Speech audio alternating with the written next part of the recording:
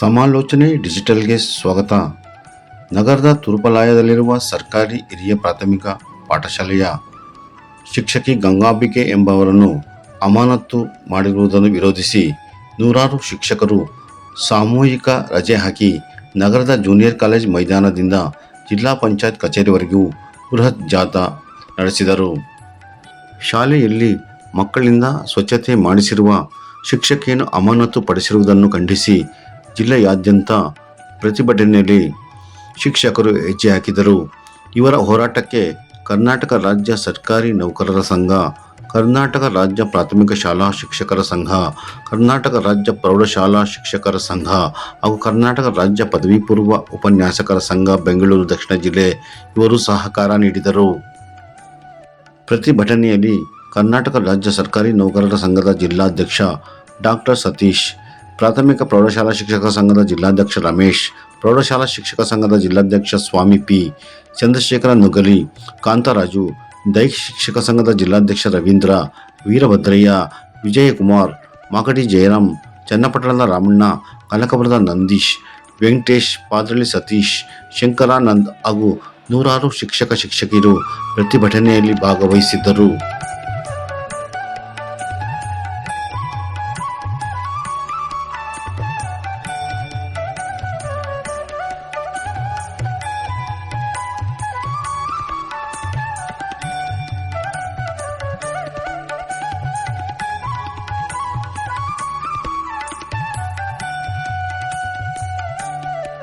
ಎಲ್ಲವೂ ಕೂಡ ಪ್ರಾಕ್ಟಿಕಲ್ ಆಗಿರ್ತಕ್ಕಂಥ ಸಮಸ್ಯೆಗಳನ್ನ ನಾವು ಪ್ರಾಮಾಣಿಕವಾಗಿ ಅದರ ಗಮನ ಕೊಟ್ಟು ಬಗೆಹರಿಸೋದ್ಬಿಟ್ಟು ನಾವು ಶಿಸ್ತು ಕ್ರಮ ಕೈಗೊಳ್ತೀವಿ. ಮೊಟ್ಟೆ ಇಷ್ಟೇ ಗ್ರಾಮ್ ಇರಬೇಕಿತ್ತು, ಇಷ್ಟು ಕೊಟ್ಟಿದ್ದೀರಿ ಅನ್ನೋದಾದ್ರೆ ಅದು ತೂಕ ಮಾಡ್ಕೊಡ್ಬೇಕಿತ್ತು.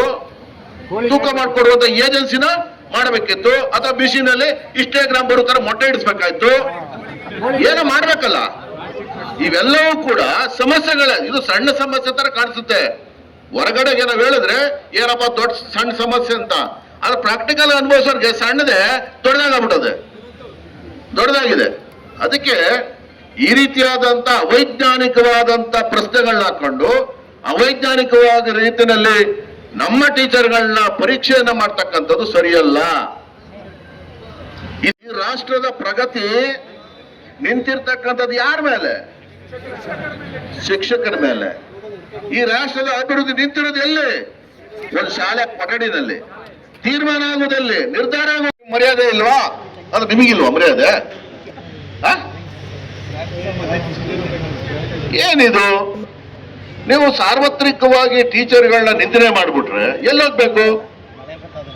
ಪಾಪ ನಮ್ಮ ಸಿಇಒ ಯಂಗ್ಸ್ಟರ್, ಪಾಪ ಯಂಗ್ಸ್ಟರ್, ಅವ್ರನ್ನ ದಾರಿ ತಪ್ಪಿಸ್ತಕ್ಕಂಥ ಕೆಲಸನ ಇವ್ರು ಮಾಡ್ತಾವ್ರೆ. ಹೇಳ್ಕೊಡುದು. ಕೆಲವು ಸ್ಯಾಟಿಸ್ಟ್ಗಳು ಸೇರ್ಕೊಂಡ್ಬಿಡ್ತಾರೆ. ಅವ್ರದ್ದು ಏನ್ ಕೆಲಸ ಅಂದ್ರೆ ಚೆನ್ನಾಗಿರೋದು ಕೆಡ್ಸೋದು, ಚೆನ್ನಾಗಿರೋದ ಕೆಡ್ಸೋದು. ಆ ಕೆಲಸನ ಇಬ್ರು ಸೇರ್ಕೊಂಡು ಮಾಡ್ತಾವ್ರೆ ಅಂತೇಳಿ ನಮ್ಮ ಜಿಲ್ಲೆ ಎಲ್ಲಾ ಟೀಚರ್ಸ್ ಅನುಭವ ಮತ್ತೆ ಮಾಹಿತಿ. ಅದಕ್ಕೆ ಇದನ್ನ ಕರೆದಿದ್ದೀವಿ. ಪ್ರಿನ್ಸಿಪಲ್ ಸೆಕ್ರೆಟರಿ ಹತ್ರ ಮಾತಾಡಿದ್ದೀವಿ. ಅದ್ರ ಬಗ್ಗೆ ನಾವು ಇವತ್ತಿನ ಚರ್ಚೆ ಮಾಡಿ ಈ ಸಮಸ್ಯೆ ಜಿಲ್ಲೆನಲ್ಲಿ ನಾವು ಭದ್ರ ಇದ್ದೇವೆ ರಿಸಲ್ಟ್ ಕೊಡ್ಲಿಕ್ಕೆ. ನಮ್ಮನ್ನು ಪಾಠ ಮಾಡಕ್ ಬಿಡಿ. ಒಂದು. ಎರಡನೇದು, ಈ ಎಲ್ಲಾ ಕೆಲಸಗಳನ್ನು ಕೂಡ ಕಟ್ ಔಟ್ ಮಾಡಿ. ನೀವೇ ನೋಡಿ ಎಷ್ಟು ಕೆಲಸಗಳು ಅಂಟಿಸಿದಿರಿ ನೀವು ಅಂತ. ಪಾಠ ಮಾಡೋ ಟೈಮ್ನು ಫಿಕ್ಸ್ ಮಾಡ್ಕೊಡಿ. ಎಷ್ಟು ಟೈಮ್ ನಿಮ್ ಕೆಲಸ ಮಾಡಬೇಕು, ಎಷ್ಟು ಟೈಮ್ ಪಾಠ ಮಾಡಬೇಕು. ಪಾಠ ಮಾಡೋದು ಬಿಟ್ಬಿಟ್ಟು ಇವತ್ತೇನೇನ್ ಮಾಡ್ತಾ ಇದ್ದಾರೆ? BLO ಒಂದೇ ಅಲ್ಲ, BLO ಒಂದೇ ಅಲ್ಲ, ಬೇಕಾದಷ್ಟು ಸುಮಾರು 40 ಐಟಮ್ ಅವೆ. 40 ಐಟಮ್ ಇದೆಲ್ಲ ಇಟ್ಕೊಂಡು ಮಾಡ್ತಾವ್ರೆ ಅಂದ್ರೆ ಅವ್ರನ್ನ ಪ್ರೋತ್ಸಾಹಿಸ್ಬಿಟ್ಟು ಅವ್ರಿಗೆ ಈ ರೀತಿಯಾದಂತ ಸಾರ್ವತ್ರಿಕವಾಗಿ ಮೆಸೇಜ್ ಕೊಟ್ಬಿಟ್ರೆ it is wrong message. Gangambika ಎಂಬ ಶಿಕ್ಷಕಿ ತನ್ನ ಶಾಲೆಯಲ್ಲಿ ಏನು ಬೆಳಗ್ಗೆ ಹಾಜರಾತಿ ಆಗಿದೆ, ಹಾಜರಾತಿ ಆದ ತಕ್ಷಣವೇ ಮಕ್ಕಳಿಗೆ ಹಾಲು ಕೊಡಬೇಕು ಅಂತೇಳಿ ಎಲ್ಲ ಕೊಟ್ಟು ಆ ಚೆಲ್ಲಿರ್ತಕ್ಕಂಥ ಹಾಲನ್ನು ಆ ಟೀಚರು ಮತ್ತು ಮಕ್ಕಳು ಸೇರಿ ಅದನ್ನು ಕ್ಲೀನ್ ಮಾಡ್ತಾಯಿದ್ರು. ಆ ಸಮಯಕ್ಕೆ ಈ ಜಿಲ್ಲೆಯ CEO ಆಗಿರ್ತಕ್ಕಂಥ ಅನ್ಮೋಲ್ ಜೈನವರು ಹೋಗಿ ಇದು ತಪ್ಪು ಅಂತೇಳಿ ಅವ್ರಿಗೆ ನೀವು ಸಸ್ಪೆಂಡ್ ಮಾಡ್ತೀವಿ ಅಂತ ಅವ್ರು ರಿಕ್ವೆಸ್ಟ್ ಮಾಡ್ಕೊಂಡಿದ್ದಾರೆ. ಸರ್ ಏನು ಮಾಡೋದು ಸರ್, ಈಗ ನಾನು ಮಾಡ್ತಾ ಇದ್ದೀನಿ, ಮಕ್ಕಳು ಮಾಡ್ತಾ ಇದ್ದಾರೆ, ಇದು ಮನೆ ಥರ ನಾವು ಕ್ಲೀನ್ ಮಾಡ್ಕೊಳ್ತಾ ಇದ್ದೀವಿ ಅಷ್ಟೇ.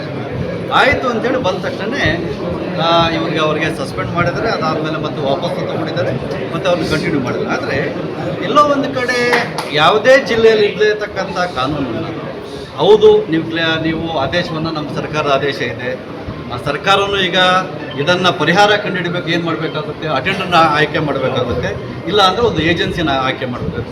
ಒಂದು ಅಟೆಂಡರ್ನ ಒಂದು ಪ್ರಾಥಮಿಕ ಶಾಲೆಗೆ ಆಯ್ಕೆ ಮಾಡಬೇಕಾಗುತ್ತೆ, ಬಡ್ಜೆಟ್ ಅಪ್ರೂವಲ್ ಬೇಕಾಗುತ್ತೆ, ಫೈನಾನ್ಸ್ ಡಿಪಾರ್ಟ್ಮೆಂಟು ಅಪ್ರೂವಲ್ ತಗೋಬೇಕಾಗುತ್ತೆ. ಹಾಗಾಗಿ ಎಲ್ಲೋ ಒಂದು ಕಡೆ ಹಿಂದಿನಿಂದ ಏನು ಬರ್ತಾ ಇದೆ ನಾವು ಅದನ್ನು ಮುಂದುವರಿಸ್ಕೊಂಡು ಹೋಗ್ತೀವಿ. ಆದರೆ ಇವ್ರು ಪಾಪ ಹೊಸದಾಗಿ ಬಂದ ತಕ್ಷಣ ಇವರು ಹೋಗೋದು ಸಸ್ಪೆಂಡ್ ಮಾಡಿಬಿಟ್ರೆ ಹಾಲು ಚಿಲ್ಲದನ್ನು ಯಾರು ಕ್ಲೀನ್ ಮಾಡ್ತಾರೆ? ನೀವೇನೋ ಒಂದು ಪರಿಹಾರ ಅಥವಾ ಮೇಂಟೆನೆನ್ಸ್ಗೆ ನೀವು 5,000, 10,000, 15,000 ಕೊಡ್ತೀರ. ನಾವು ಅದನ್ನು ವಾರಕ್ಕೊಂದ್ಸಲನೋ ಅಥವಾ ಟೀಚರ್ಸ್ ಪಾಪ ತಿಂಗಳಿಗೊಂದ್ಸಲನೋ ಅಥವಾ ದಿನ ಕರೆಸಿ ಮಾತಾಡ್ತಾರೆ, ಮಾಡಿಸ್ಬೋದು. ಆದರೆ ಇಲ್ಲಿ ಆಗಿರ್ತಕ್ಕಂಥದ್ದೇನು, ಅವ್ರೇನು ಚರಂಡಿ ಕ್ಲೀನ್ ಮಾಡ್ತಾ ಇಲ್ಲ, ಡ್ರೈನೇಜ್ ಕ್ಲೀನ್ ಮಾಡ್ತಾ ಇಲ್ಲ, ಅಥವಾ ಶೌಚಾಲಯ ಕ್ಲೀನ್ ಮಾಡ್ತಾ ಇಲ್ಲ. ಆರು ಜಿಲ್ಲೆದ ಕ್ಲೀನ್ ಮಾಡಿದ್ದನ್ನು ನೀವು ಸಸ್ಪೆಂಡ್ ಮಾಡ್ತೀವಿ, ಮತ್ತೆ ನೀವು ಮಾತಾಡ್ತಿದ್ರೆ ಸೊಕಾಸ್ ನೋಟಿಸ್ ಕೊಡ್ತೀರಾ, ಸಸ್ಪೆಂಡ್ ಮಾಡ್ತೀವಿ ಅಂದರೆ ಭಯದ ವಾತಾವರಣ ಇಲ್ಲಿ ನಿರ್ಮಾಣ ಆಗಿದೆ. ಹಾಗಾಗಿ ಈ ವಾತಾವರಣವನ್ನು ನೀವು ಸೃಷ್ಟಿ ಮಾಡಬಾರ್ದು. ಬೇರೆ ಜಿಲ್ಲೆಗಳ ರೀತಿಯಲ್ಲಿ ನೀವು ಸಹ ಅಂಡರ್ಸ್ಟ್ಯಾಂಡಿಂಗಲ್ಲಿ ಹೋಗ್ಬೇಕಾಗುತ್ತೆ. ಹೌದು, ನಮ್ಮ ಮನೆ ಕ್ಲೀನ್ ಯಾರು ಮಾಡ್ತಾರೆ, ನಮ್ಮ ಶಾಲೆ ಕ್ಲೀನ್ ಯಾರು ಮಾಡ್ತಾರೆ?